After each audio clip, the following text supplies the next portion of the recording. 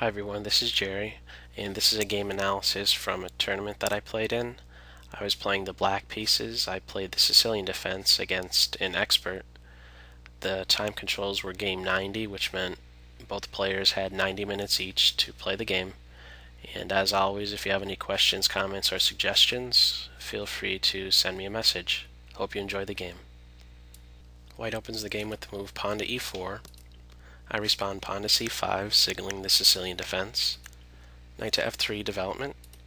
Pawn to d6, pawn to d4, pawn captures pawn, knight captures pawn, and what we have is an open Sicilian where the c pawn and d pawn are exchanged off the board. Knight to f6 development and attacking the e4 pawn. Knight to c3 development and defending e4. Pawn to e6 signaling the Scheveningen variation of the Sicilian Defense and making way for my bishop to come to e7. Bishop to e2 development and making way to castle kingside. Pawn to a6 guarding b5 from the white minor pieces. Both knights and bishops can make use of that square. Also, it supports a pawn to b5 move at some point. Once that pawn is there, it can push forward again to b4 and be attacking the knight, and the knight will then have to move. Also, the bishop can then make use of the b7 square, and the queen could come to c7 where she doesn't have to worry about a knight maybe coming to the b5 square, and from that square it would be attacking the queen. And so there's a lot of meaning already behind just this very small pawn move, pawn to a6.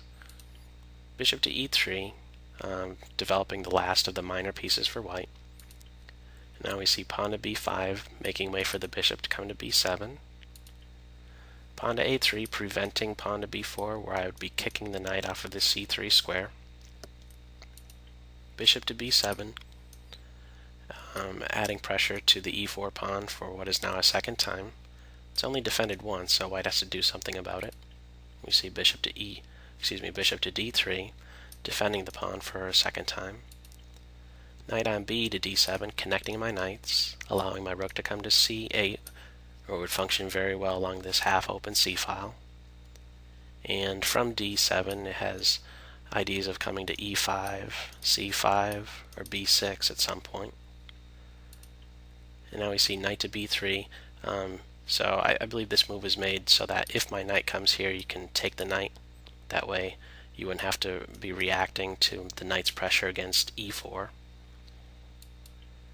Bishop to e7, just development and making way to castle. Pawn to g4, and I believe this is an inaccuracy.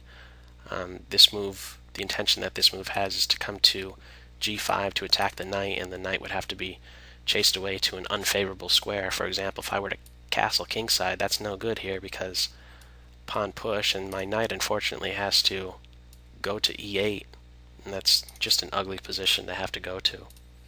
And so it's important to take that into account and play the move pawn to d5, often a very freeing move in the Sicilian opening. If you could make this pawn move, if you could get this move in successfully, and get rid of white's only central pawn, then that often benefits black.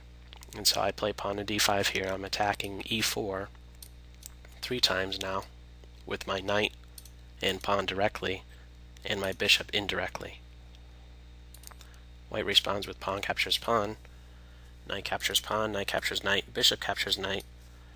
I'm attacking the rook, rook to g1, and now we see queen to c2. I don't castle just yet. Instead I have thoughts of maybe grabbing that h2 pawn since it's unprotected, or at least forcing white to maybe react to that threat. White chooses not to react to that threat at all and plays queen to d2. I could grab this pawn in this position, but I choose not to for the following reasons. I didn't want to have to worry about my king's safety. If I were to grab this pawn, white can castle queenside. And if I castle kingside, at some point I might have to worry about this rook getting to h1. Right now it's no good because the bishop's guarding there, but at some point I might have to worry about my king. And so I don't want to have to worry about my king, and instead I ignore this pawn, instead just focus on the weak points in white's position. Play knight to e5, focusing on f3. If the knight's allowed to get there, it would be forking the queen, king and rook. And so we see bishop to e2 defending that square. Rook on a to d8. I have thoughts of capturing the knight, followed by grabbing the queen. Queen to c3, offering a queen exchange at the cost of ruining the pawn structure. This move is made seeing how the white king is probably less comfortable than the black king, or excuse me, not as safe. White is trying to just get rid of one of the most dangerous attacking pieces, the queen. So that's what queen to c3 does. I go ahead with the queen exchange, and what I get in return is weaknesses in the white position. These pawns I've highlighted are now going to be my focal point. I'm going to add pressure to these pawns, and unfortunately for white, whenever I attack these pawns, he's going to have to devote either his bishops, rooks, or knight to having to defend them. I just complete my development in castle, getting this rook in play. Pawn to f4, putting a question to my knight. Knight to f3, forking the king and rook. Capturing is forced, otherwise you lose material. King to f2, attacking the bishop. Bishop to e4, adding pressure to the white position, unprotected pawn. Knight to d4 defends the pawn. Rook to c8, adding pressure to the c3 pawn, which is unprotected. And at this point, white plays pawn to a4, just trying to get some activity for his rooks to open up these files. The end result is that white ends up losing a pawn. I just grab here and then eventually here in the game. But maybe a better defense would be bishop here guarding this pawn. Although it looks passive, I think it's important to maybe do a move such as this. But instead we see pawn to a4. I capture the pawn.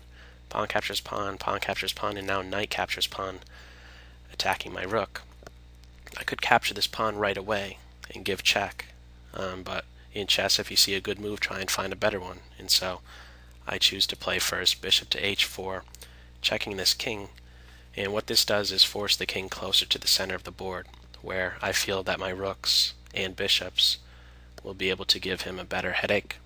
And so after king to e2, now I capture the pawn, and he has to interpose with the bishop, otherwise I grab the h2 pawn. Well, that would at least be one variation I could look forward to doing. And so since this bishop is now pinned, I attack it, often a very good strategy in chess. If you have one of your opponent's pieces pinned, it's a good idea to attack it. We see king to e3. If I grab the bishop, he grabs my bishop. Instead, I just choose to support my bishop, and then this is still a threat against him. Pawn captures pawn, and now I have the threat of not only capturing the bishop, but coming to d3. If the bishop moves, it runs into checkmate. Any bishop move would result in checkmate, rook to d3. And so we see rook on a to d1, and this is just a matter of winning the game at this point. White is basically in a knot, and I'm just trying to make the knot tighter. So rook to d3 checks the king. The king goes to e2, and this bishop is back in a pin. And at this point, I wanted to come to h3 to attack the pawn and get ready to move my bishop to f3, where I would check the king and grab the rook. But I didn't want this knight to come to the d4 square and attack my rook. So first I play rook to b2, attack the knight and chase him away to an unfavorable square, c7. And note that if it comes here, I could just take it. Since this bishop is pinned to the king, bishop captures rook is impossible. So the knight goes to c7, and only now do I come to h3, getting ready to come here with my bishop, and more directly just grab the pawn. King to f1, getting out of that threat, and now I see a forced variation where I'm going to end up winning a piece. More specifically, I could win this bishop by force, and it happens in the following way. Rook to f3 check, king to e2, rook to f2 check, king to e3, rook to b3 check, king to d4, rook to d3 check, king to e5, and this is as far as I calculated. I saw that I could grab this bishop, but once this position was presented to me on the board, I felt that king to f7 was best, where I guard e6, and I'm getting ready to checkmate with bishop to f6. And just out of momentum, white just goes ahead and makes the move rook captures pawn. White could basically resign at this point, but just out of momentum, these moves were played out. King captures rook, rook check, king to f7, bishop to b4, and now we see bishop to f6, which is checkmating the white king in the center of the board. So that's all for this game. I hope we got something out of it. Take care. Bye.